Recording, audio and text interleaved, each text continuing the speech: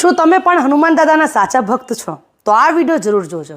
ઘણા લોકો જાણતા અજાણતા આ ભૂલ કરી લે છે. ઘણા લોકો હનુમાન ચાલીસાની સાથે બજરંગ બાણના પાઠ કરે છે, પરંતુ આવું ક્યારેય ન કરવું જોઈએ. કારણ કે હનુમાન ચાલીસા તો તમે દરરોજ પાઠ કરી શકો છો, પરંતુ બજરંગ બાણ એક એવું શક્તિશાળી બાણ છે. એમને જ્યારે પાઠ કરવામાં આવે છે કે જ્યારે તમે મોટી વિપદામાં હોવો છો, બહુ મુશ્કેલ જીવનમાં ભોગવી રહ્યા છો, તો તમારે 11 વાર હનુમાન બજરંગ બાણના પાઠ જરૂર કરી લેવા જોઈએ. અને હા, જો તમે કરી શકતા હોય તો 40 દિવસ સુધી પણ કરી શકો છો. કારણ કે તમે જ્યારે બજરંગ બાણમાં કહો છો ઉઠ ઉઠ ચાલો તો હે રામ દોહાઈ, ત્યારે તમે હનુમાન દાદાને રામજીની શપથ આપો છો. પાઠમાં આ શબ્દો બહુ જ શક્તિશાળી માનવામાં આવે છે, બહુ જ એનર્જીટ હોય છે.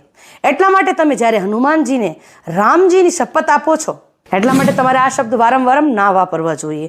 હનુમાન દાદાને જ્યારે તમે રામજીની શપથ આપો છો, ત્યારે તમારા દુઃખ સંકટ દરેક તકલીફ રામજી પાસે પહોંચે છે, અને રામજી તમારા દરેક દુઃખ સંકટ હરી લે છે અને તમારા દરેક કાર્ય સંપૂર્ણ કરે છે. એટલા માટે આજથી ક્યારે પણ તમારે બજરંગ બાણના પાઠ હાલતા ચાલતા ન કરવા જોઈએ. જ્યારે તમે મુસીબતમાં હોવો છો ત્યારે તમારે બજરંગ બાણના પાઠ તમારે કરવા જોઈએ.